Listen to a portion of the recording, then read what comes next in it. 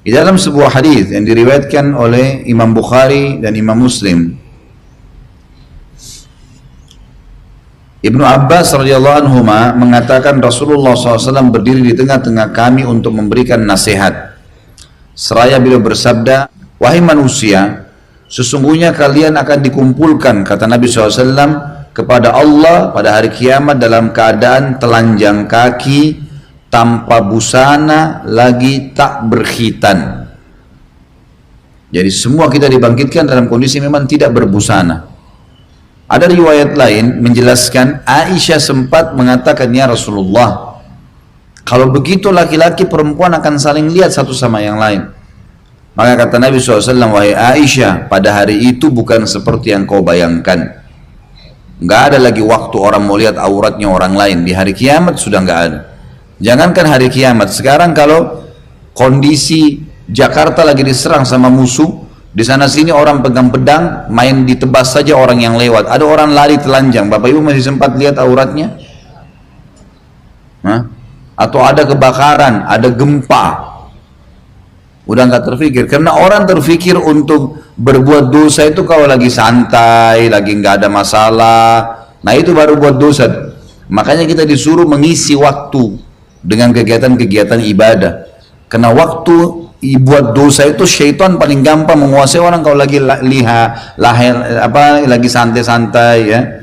Maka itu lebih banyak berbuat dosa. Makanya isi semua dengan ibadah.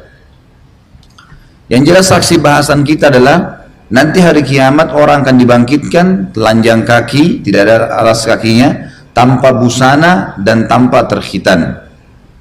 Lalu Nabi SAW membaca firman Allah surah Al-Anbiya 104 yang artinya sebagaimana kami telah memulai penciptaan pertama, begitu pula kami akan mengulanginya. Itulah janji yang pasti kami tepati, kata Allah, sesungguhnya kamilah yang akan melaksanakannya. Lalu kata Nabi SAW, ketahuilah manusia pertama yang diberi pakaian ialah Ibrahim alaihissalam. Sampai di sini ditahan dulu. Sebagian ulama mengatakan salah satu hikmah kenapa Ibrahim alaihissalam yang pertama diberikan baju, kenapa bukan Adam ayahnya misalnya, kenapa bukan Nabi Muhammad SAW? Ini balasan dari Allah kepada Ibrahim alaihissalam pada saat dia mau dibakar di api.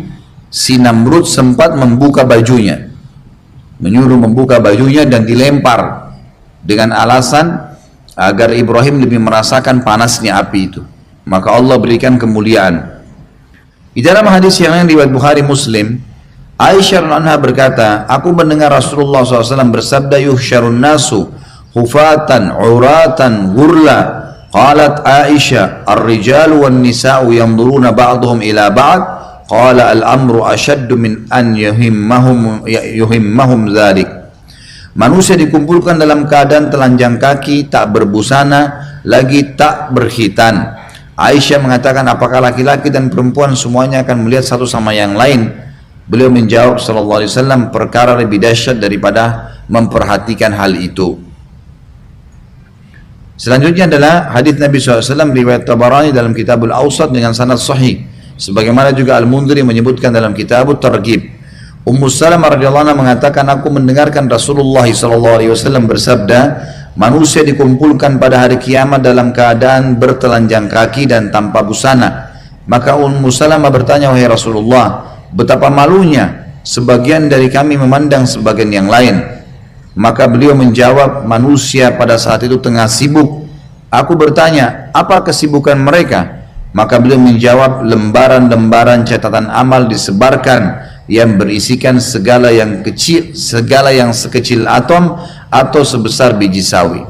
Ini seperti debu pun tetap akan diperlihatkan pada saat itu. Jadi manusia tersibukkan sekali dengan itu.